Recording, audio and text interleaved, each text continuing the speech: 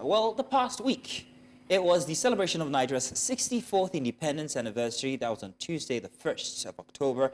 On Independence Day, President Bola Ahmed Tinubu addressed the nation, marking the day with a nationwide broadcast that set the tone for the celebrations. And soon after, the Independence Day parade was held at the forecourt of the State House in Abuja, showcasing a blend of tradition and also unity. Dignitaries, let's not forget our Unity Ankara, which we'll be talking about sometime, maybe tomorrow. Now, Nigerians from all walks of life attended this historic event, all wearing the national One Nigeria fabric, symbolizing our unity in diversity. Remember that now, didn't you? I was waiting for my material to show up. Now, the president, alongside the First Lady, was greeted with military honors and a ceremonial parade and a cultural troops as well, and the cultural display from 6 geopolitical zones of Nigeria. The theme for this year's celebration is reflecting on the past and inspiring the future, encouraging us to consider what we as a nation have achieved and the road that lies ahead. But the question many are asking is, what are Nigerians truly celebrating at 64? But first, let's reflect on the day's celebrations. The parade was a vivid display of Nigeria's military pride and cultural diversity, with colorful ceremonies showcasing the precision and unity of our armed forces and the diversity of our cultural heritage. But beyond the pomp ceremony, many Nigerians are still grappling with critical issues such as unemployment, insecurity, inflation, and political reforms. The list goes on. So as we reflect on these 64 years of independence, it's essential to ask ourselves these questions. What progress have we truly made? And what do we hope to inspire for the future? So to help us explore this, we will be speaking with key stakeholders who will provide insight into the country's political and socio-political landscape as we maybe let them give us their sentiments of the average Nigerian out there. So joining us, we have a list of very interesting guests. We've introduced a couple of them from before. Kabir Akingbolu, political analyst and legal practitioner. He's going to be joining us. And also, we're going to have inside of the studio here with us, Okeba Kasi, who will be joining us later. And also joining us would be, am I missing out someone here? Let's see. Now, we're going to have Mr. David Itokwa, who is also on camera with us, convener, PDP Youth Alliance for Good Governance. You're welcome, sir. Good to have you here. Good morning. All right, gentlemen. So first off, let us ask, starting from the very start of the day for Tuesday, about the president's speech. It's always a good thing to have the president address the nation from before. We would like to know your personal take on it. Mr. Itokwa, let me start with you. What did you think about the president's speech to Nigerians on the Independence Day? Thank you very much for having me on the show this morning. Good morning, Nigerians, and of course, good morning to you in the studio there. The president's speech on the 64th Independence Day anniversary celebration, for me, is just any other political academic exercise because it's filled with rhetorics and then claims of what they are yet to see on ground. It's just paperwork, and that. So for me, I do not take the president's speech any seriously. At best, just with a pinch of salt, because for me, it doesn't really reflect the stark reality on ground that everyday Nigerians are going through. What are we celebrating as a country, 64 years? Is it the technical state capture by the political elites, or the fact that one cannot even sleep with his 2 eyes closed for fear of people just walking into your bedroom and harvest you out of your bedroom for sake of ransoms? Is it the insecurity that have ravaged and plagued nearly every part of the country? Name it, southeast, southwest, northeast, you can name it, virtually everywhere. Even the city of Abuja, the capital of Nigeria, is not even safe as we speak. It is from one gory story of insecurity to another, almost on a daily. Are we going to be celebrating the fact that the common man cannot even go to the market and afford staple foods?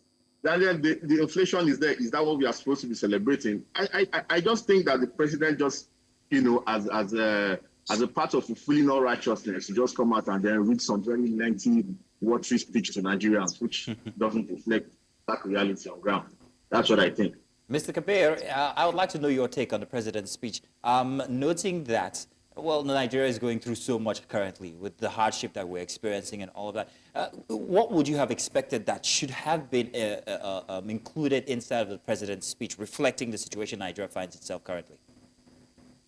Well, before I speak, I adopt all the thoughts of my good friend here who spoke earlier before me. I adopt them as mine without any subtraction. That is just the truth of the matter. And I would have expected the president's speech to include the issues of how we are going to bring down the inflation, how the naira-dollar dichotomy will be addressed, how the central bank will help to stabilize the naira. How is it not shameful as a country that we are celebrating 64 for nothing when $1 which is supposed to be like 1 naira in the 80s, naira was higher than the dollar. So what has gone wrong? Like the earlier speaker has said, it's just like the annual ritual of our leaders coming out to say something we are celebrating. If you can't celebrate if you have no positive news to give us, you have no substantial development story to tell us, why must you come on the air to be disturbing our patience or our peace of mind? I think it's an abuse of Nigerians' mind for somebody to be talking and speaking grammars all the time. You are not bringing out a solution. You are not making a promise that you are going to do this.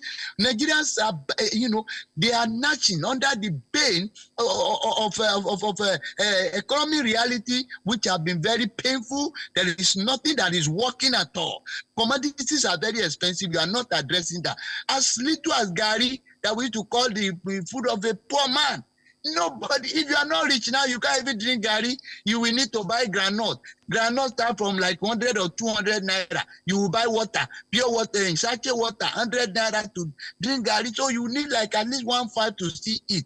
So in a day, you need like 3,000 and they are paying minimum wage of 70,000 naira. This minimum wage of 70,000, some governors have not accepted. So even if you are paying it, the inflation has overtaken it.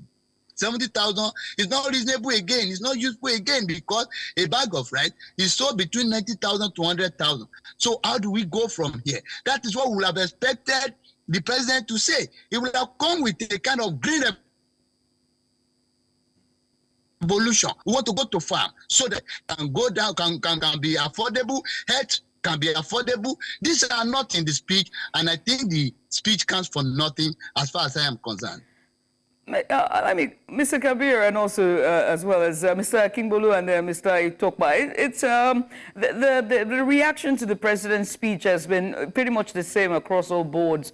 But I mean, not just to make a case for the government, right, and to make a case for the presidency. He literally affirmed that everyone is going through hardship in a statement, and also said that there's light at the end of the tunnel, and that all of these initiatives and policies that the government had to enact were necessary to just address the nation and take us to greater heights. And so when we say that, all of this is empty and we're still seeing, we're still in that dire situation, what then should be a political structural reforms, whether it comes to socio-economic and our policies and our politics itself at 64? What would it look like? Let me start with you, Mr. Kabir.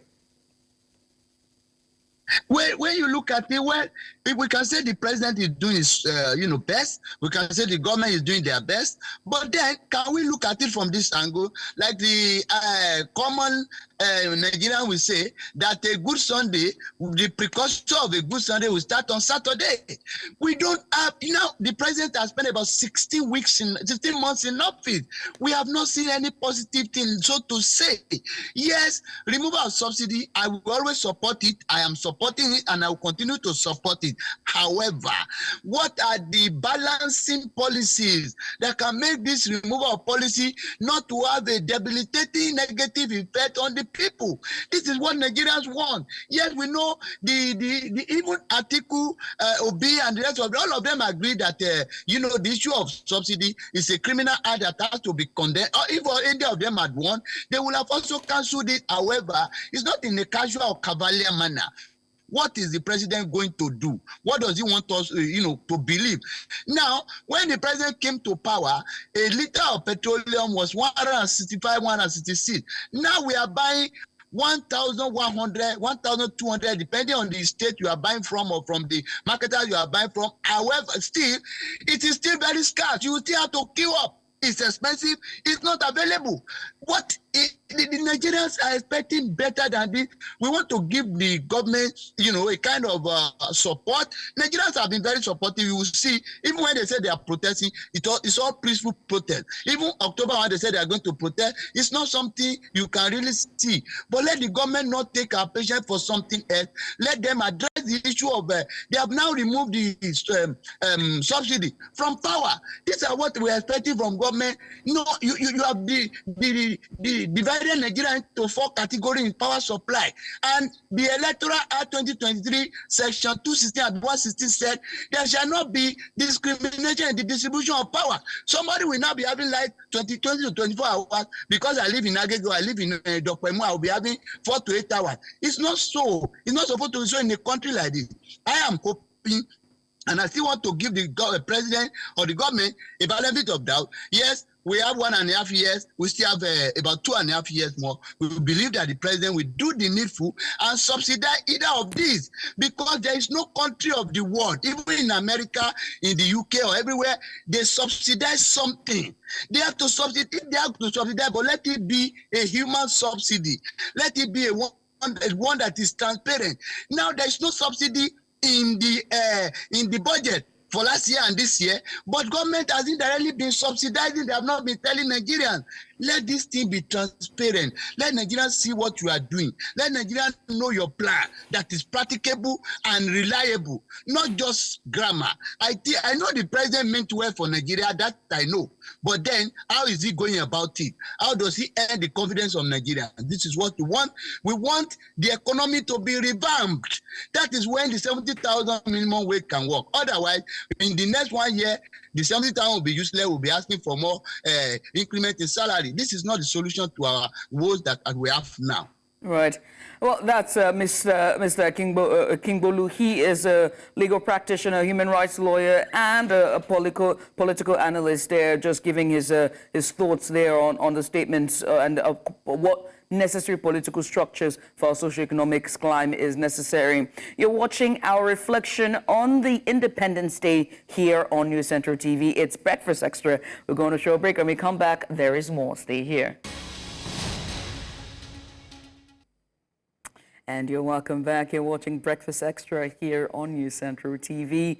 We reflect on Nigeria's independence celebration, 64 years of independence for Nigeria. We're reflecting on the past and also inspiring the future. That is the theme for this year's celebration, by the way. So our guests today, analysts and our panel of discussants today, they've been very stellar. But let me also introduce you to a third guest today. Joining us live in the studio is Mr. Oke Bakassi, comedian, actor, broadcaster, and everything in between. Sir, you're welcome to the program. Thank you very much. Good to have you. Good to have you. Everything. Yeah, a mix of everything. Yes. And also, I just play in the entertainment space. And we adore you for that. Also joining us on video chat, we have with us Mr. David Itokba. He is the convener, PDP Youth Alliance for Good Governance. We also have with us Mr. Kabir Kingbolu. He is a legal practitioner, human rights lawyer, and political analyst.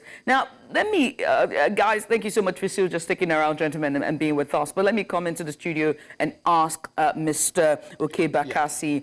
The theme for this year, like I mentioned earlier, it is reflecting on the past, inspiring the future. And it seems to suggest a bridge between where we've come from and where we're headed as a nation. Okay. Right? Yeah. What are your thoughts? That is what is supposed That's what, yeah. But what are your thoughts on our political journey as a country that we've undertaken over the last 64 years? If you do a bit of reflection, yeah, you will see that we shouldn't actually be celebrating independence because there's nothing in the past that has shown any level of independence. If you look at it till date, we are still importing some of the basic things of life a sovereign nation should be producing. We are blessed with crude oil. We are still importing fuel to move around. So I don't see where the independence comes into it. Our leaders still cannot take treatment in Nigeria. They cannot enjoy their leave in Nigeria. So they are still outsourcing their own tourism and their own health care. I don't see independence. These are basic things that any sovereign nation can do. You know, so when you look at it, we are still at the mercy of the World Bank, the IMF, and all these financial institutions and foreign donors we are still living basically on handouts. We are still collecting loan from China and all manner of places. So there are some indices that should make you independent. We are still not there. That's if you reflect, all right? Now, they say they are inspiring into the future. I don't know where the inspiration is coming from, because right now, we cannot even the simplest basic civic responsibility of change of leadership through the ballot. We cannot conduct it well. We don't even have a central data management. We have all manner of agencies collecting data, and we are finding it difficult to synchronize all of them into one major data bank because we are afraid of tackling corruption head-on. So where are we inspiring to? There are things that should show you that, okay, there's light at the end of the tunnel. I went to university when I paid 90 naira for accommodation and school fees and everything. And today, it's a different story. Private nursery school and primary school, they are charging millions of naira. Dollars. Even dollars now. So where is the inspiration? Where is the independence? I mean, people are asking. What do you make of the argument? We've seen this argument online and on social media where people would say that 64 is young. You know, we still need a lot of time to improve on our democracy. Yeah. And they always cite America, United States of America. So, you know, we always want to lower the bar so that we can kind of fit in. All right? So you say 64 is young when you compare yourself to America. But you see, when you look at a world where you don't have to reinvent the wheel, okay? Mm-hmm. So it's like a child whose parents have already laid the groundwork. You should hit the ground running. All these other democracies that we are trying to compare ourselves to, they have cleared the path. Technology has been invented. We are not still in the era of using oxen to drive farm implements. We are now in the era of tractors. You can't be comparing yourself to nations who have advanced and have paved the way. All you need to do is now plug in and play. Any nation that is born in the world today will not have to go back again and begin to reinvent things that have been invented already. All they need to do is apply technology. So if you're 64 years old and some other nations who probably had independence in the Stone Age, are way ahead, you should be catching up faster. So we should be comparing ourselves to other nations who are celebrating independence, who are doing well. Is China not celebrating as well? Some other nations are celebrating not 100 years, but maybe within our range. Singapore, for example. Exactly. And look at where they are. See where even the people in the Arab world, look at where they are. Look at, some of them, we even started well before them. But look at where we are today. So it's not like we are moving forward, we are retrogressing. That is the scary part. I'm going to come to Mr. David to talk about. Mr. David, now the president actually made a very interesting statement regarding the youth. Now, he also called on a conference for the youth, which will be happening for the next 30 days, if I'm not mistaken. Now, the question to you is, first off, do you feel that in his speech or in the entire celebration for the 64th anniversary, do you think that there was absolute involvement or inclusion of the youth of Nigeria? Do you think that the youth of Nigeria actually had anything to celebrate this 64th anniversary? And how exactly can this conference work? Mr. Itokwa. Again, thank you very much. The youth conference, the 30-day proposed youth conference for me is just another jamboree to waste taxpayers' money, because a good government or a good organization, so let me even limit it to an organization that wants to really achieve success and that is serious about its mandate and then what it has set out to achieve, is to set up a good feedback mechanism. And now let me also remind Nigerians that the president has a retinue of media aides, close to almost 30, if I'm not mistaken, and then some other small ones that we don't even know.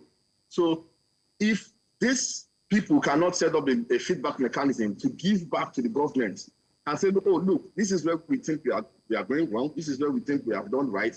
And then we think what is good at this moment, where Nigerian is probably, at its lowest, is to set out for another 30 days jamboree, because for God's sake, this is going to be another waste of taxpayers' money, as far as I'm concerned. Nothing good is going to come out of it, or let me say nothing new is going to come out of it.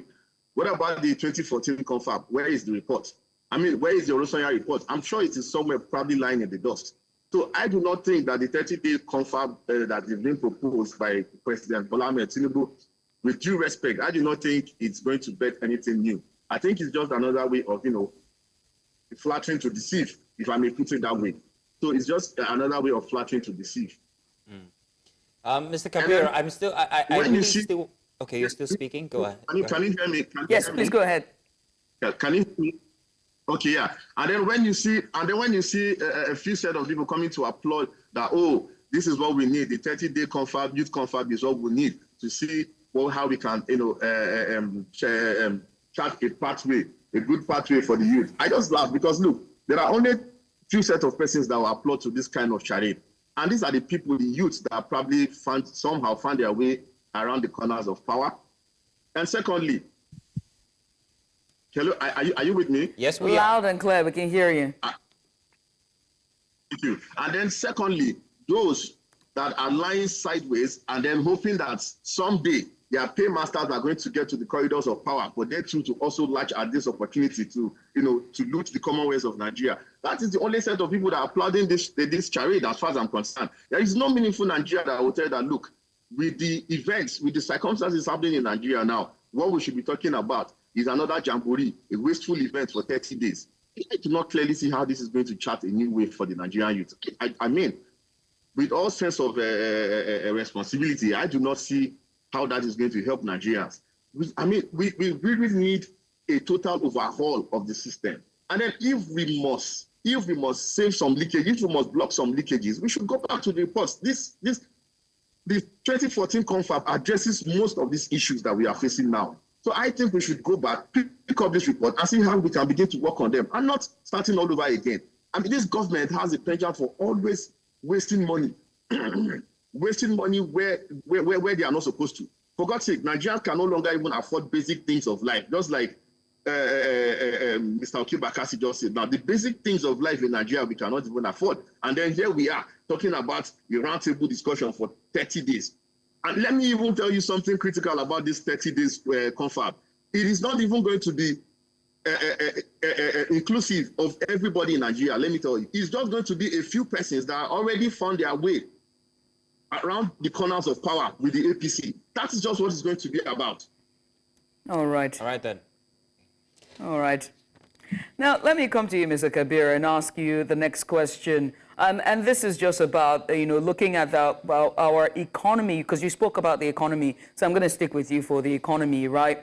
And you talked very quickly on, very pertinent, our new minimum wage, which is 70,000 naira, saying that if this cost of living continue to rise by next year, 70,000 naira will be little, and they would have to go back to the drawing board again to renegotiate. Now, the presidency have stated a number of foreign direct investment that have come into. I understand that Kabir is gone now, but let me come to the studio, Mr. Oke, for you to take that question. Okay. We see that he said that there's been foreign direct investment to the tune of about $30 billion. He also mentioned a number of foreign direct investments and also partnerships that are coming into Nigeria. Is that not enough? He's also asked for patience. Shouldn't we wait? You see, the thing is that I'm not the president. I don't work in the presidency. So I cannot argue with the numbers that they are dropping or the things that they say they are trying to attract. I'm just a Nigerian citizen who is on ground watching what is happening in my neighborhood. They say the taste of the pudding is in the eating. If you like, brandish numbers. We've been hearing politicians brandish numbers. We've been hearing house for all by the year 2000. 2000 has come and gone. We still don't have house for all.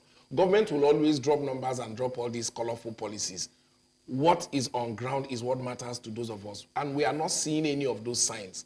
If you look at the exchange rate is getting worse every day. So, I mean, if you have all these things coming in, some of the indices on ground should be adjusting. to reflect some of these things that you're saying. But on ground, there's nothing that is showing it. The cost of petrol is on the up and up. Foodstuff, inflation is on the up and up. All the negative indices are going up. The positive ones are going down. And you're brandishing numbers. We are not, if we say we don't believe you, there are things on ground to show that we don't believe you. It is more than words. For us Nigerians now at this point, no amount of English that any leader will speak or speech that you write makes sense to us until we begin to see the results in the shops, in the market. So, they can speak all they want. No, I understand that, Mr. Kemvir. Mr. Kemvir Akimbolu is back. Mr. Akimbolu, let me, if you listen to Mr. Oke's submission there, we want to see it. The taste is in the pudding. We want to see it with the prices at the market. But with the presidency's speech, he talked about the removal of VAT, especially on cooking gas. Isn't that one initiative that is laudable? When you look at it, even the issue of VAT, even is another, corruption that is plaguing the nation. Go to any hotel, you ask them to serve you. I have seen a situation, I went to an hotel, serve me ordinary water. They put VAT and they will not remit it to the federal government. They are just helping some people to make money. You ask people to serve you food, they put VAT. I have paid VAT up to 8,000 before. When I took my staff on the end of year, feast, you charge over 8,000 naira. If that is how they remit it to federal government, which will be rich by now. There are a lot of ways the government is fleecing us.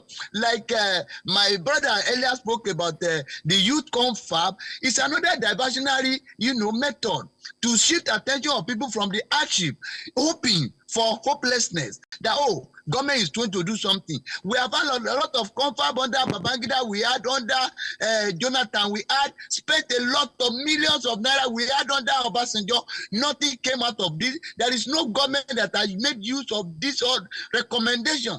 It never saw the light of day. The only thing is that they just waste their money on those things. Like the one under Jonathan, nobody was paid less than 17, 18 million naira. Times how many people that are going to be. Now you want to organize youth. Who are the youth in Nigeria today? Because those who can call youth, they are even just learning to crawl. When you talk about youth, you'll be talking about maybe 18 to like 40. But all those people within the range of 18 to 40 in Nigeria today, they are jobless. You understand? The people you can pick who are just trying to work are people from maybe 40 to 60. So this is the problem that we are. How are you going to pick the members of those panel, of those group you call youth? Now, when we look at it very well, look at the price of Gari, look at the price of beans, look at the price of everything. The market is going up. VAT from gas. Why are you not removing VAT from other things? Why don't we go to farm and ensure things are cheap? VAT from gas will not reduce the price of gas if the producers are still selling at a high price. And what will that translate to? It is not just unfair. Government should just look at our plight. They should look at us. And this issue of over-dependent on dollar is another problem. In those days when Nigeria was good, you are found with any foreign currency, they call it counterfeit currency, you will be charged for criminal offense. But now they have they dollarized the economy. Again, why don't we use China money? Most of the things we import to the country today, they come from China. Why do we have to translate to the change to dollar and dollar to yuan?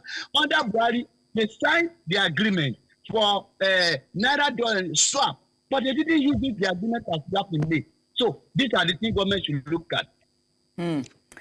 Mr. Kavir, you as always, solid analysis there. But we have to put out a PSA now to say that we extended an invitation to a member of the APC to make this conversation as balanced as possible. And that was Mr. Ibrahim Bala, is a member of the APC and also a chieftain of the APC. But unfortunately, he said he would not be available for the allocated time for the conversation, but he would have been available for 10 a.m. Today. But we'll try to have a subsequent conversation with him regarding this Independence Day speech and everything surrounding the state of the nation. Now, a quick reminder that coming up at the top of the hour is the news. But before we go, just very quickly here in the studio, what would you like to see, Mr. Bakassi, in terms of political reforms. I've asked Mr. Kabir, I've asked, what would you like to see? All right, a quick one because of, for the sake of time. Yes. One, we need to fix our punishment and reward system so that people can respect the rule of law. Aye. So we need to punish those who we are supposed to punish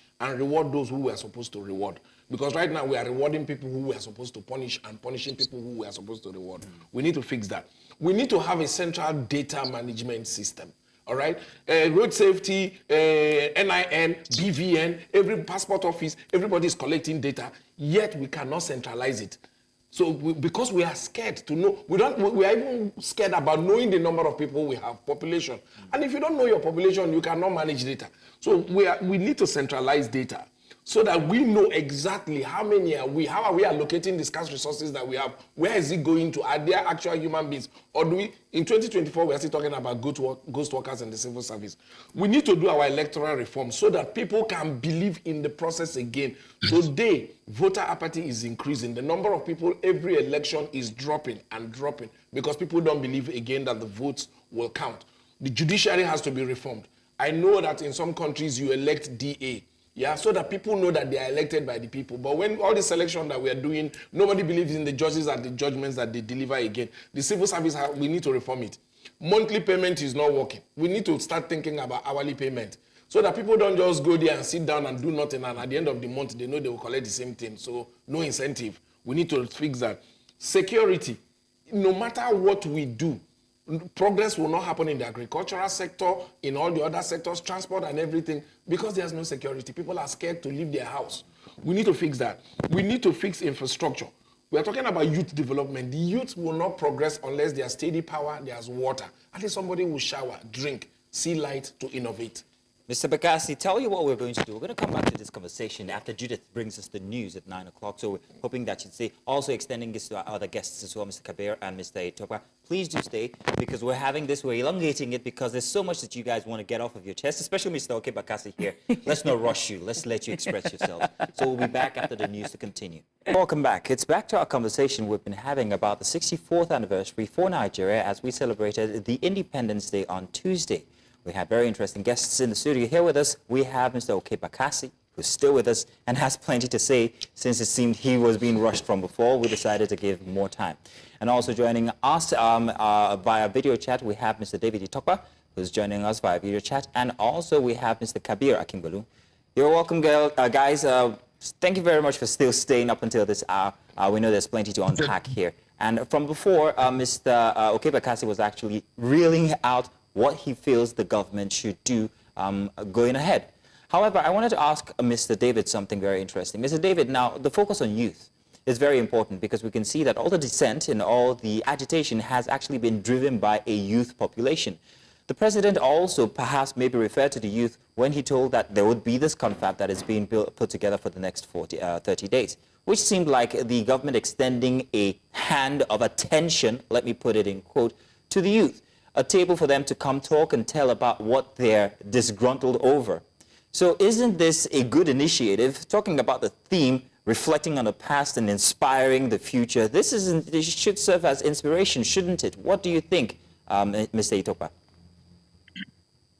Well, I think that saying that is like, saying that the government of the day as led by President Bola Ahmed Tinubu, by way of, proposing the 30 days youth confab, is trying to extend a hand of fellowship to the youth. For me, it's insulting. And then it demeans everything that the Nigerian youth stands for. I mean, ordinarily, are we even supposed to be begging the government of the day to carry the youth along in its activities, in bettering the cause and advancing the cause of a greater Nigeria? I mean, for me, it is very insulting and demeaning. Because all over the world, the driving factor of any thriving economy and nation, of course, lies in the youth population, the youth demography. And then we have very many talented youths, Nigerian youths across the globe doing wonderful things. So should we now be begging for the government of President Bola Ahmed Tinubu to now extend a hand of fellowship to our demography to see how we can move and advance the cause of the country forward? Actually, it is ridiculous if you ask me. It's marks of everything negative. It means he is not even ready to move the country forward. Let me tell you something. It is one thing to mean well for the country. It is another thing for you not to even know the direction, the route completely to approach this issue. So for me, I think these people are just on a jamboree spree. I mean, they just wake up on the right or left side of their bed and just like, oh, what do we do today? Let's do this today to get the attention of the people. I mean, for me, it's playing the ostrich. There is nothing really happening. Saying there is light at the end of the tunnel as contained in his speech, it's very insulting to Nigeria because there is no light. It is almost 16 months and you are saying there is light at the tunnel. Every policies that has been enacted by this government has taken us probably 5-10 years backwards. So where is the light? If we are even moving at a snail speed, we would have say, okay, fine, we are not even static, but at least we are moving. But everything, name it, from the fuel policy, from the fuel subsidy removal, to the electricity subsidy removal, to the education subsidy removal, to the health, whatever, everything they have set their hands on is meant to take us backward. And that is exactly what we are witnessing in Nigeria. It's not a matter of coming up to speak English and saying, okay, well, these guys are making noise. The youth demography are making noise. So let us just, propose the youth confab for them. At least, if we cannot catch the monkey, we can at least make them happy. It doesn't make any sense to me, honestly. It is demeaning. And then I think every right-thinking youth in Nigeria should kick against such, left-hand approach to the Nigerian youth. Okay, then, Mr. David. Well, thank you, Mr. Etokwa, for that. So let me come to you, Mr. Kingbulu, for my final question for you today. He just made mention about, the light at the end of the tunnel and also pointed to corruption and, just the state of the nation. And you also said the same as well in your last submission before the break. And so this takes me to the APC as a party and now being a ruling party. When they were the opposition, one of the things that they campaigned on to now become the ruling party was on corruption, saying that they would flush out corruption, and they pointed to the then ruling party as corrupted. But now we've seen, some level of, lack of transparency and trust deficit within the, within the governance and the populace itself. And so my next question to you is this. With the alleged cabinet reshuffle that we heard 2 weeks ago, do you see this happening? And do you think that this is a way for this current administration to address the allegations of corruption within its administration? Well, you see, when you talk about corruption, corruption is agenda in the system itself. In all the policies the government has been formulating, you will see that they appear not to even know what is next. They appear not to even know the solution. They appear to have run out of steam. They appear to be confused. They appear not to have any blue policy toward taking us out of the doldrum, toward taking us out of the immense, toward rescuing us from the trenches. Because you see them talking about palliative today, you see them talking about relief material tomorrow. All these things are misplacement of priorities. One, Mr. Okebakasi had made mention of something before, that we don't have data record in Nigeria. So who are the youth you are going to pay this thing to? Who are the poor people you are going to pay the money to? Who are the poor Nigerians you are going to give the right to? Now you have brought 24 trucks of 24,000 bags to each state, which is 24 trucks of trailer of rice. If you give me rice today, will you give me rice tomorrow? Those are not solutions. The money you use to buy rice, the money you use to buy all these relief materials, push it to education, push it to health sector. Let us have good hospitals. Let us have good roads. Let us have good even transportation. All this money they are using for relief material, palliative and all that, let them channel it towards transportation, which has become very for Nigeria. In fact, some governors have come out as a poor policy to say, oh yeah, we are reducing the working hours in a week from 40 hours to I think about 24 hours. Remove 36 hours. 20 hours rather. So be going to work 3 days in a week. All this will not solve the problem. Government should work hard and ensure that things are done properly for a better solution. If you reshuffle cabinet 20 times, if the head is sick, the rest of the body will be sick. Except the leader himself is ready to make a change. It does not take much to govern Nigeria, to govern any country. Even you can do it, my sister. If you are put to Aso Rock today, you will find your way if you are sincere with yourself. The leaders should be sincere. They should fight corruption head on. They should revamp the economy rather than dashing out to people money, 10,000, 20,000 to do what? From the public cover.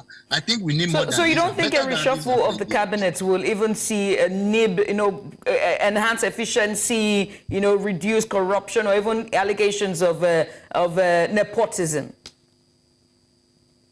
Yeah, if I am a leader of a class, for instance, in my class, I have all the money they contribute to me, I spent it, I am not ready to make any change, then I am now, every day I come back and say, oh yeah, you will be my assistant, oh, I want you to be the cleaner, I am not ready, so far as I'm not ready to change, there is nobody that can change. In sociology, they say no man can grow bigger than the society he belongs to.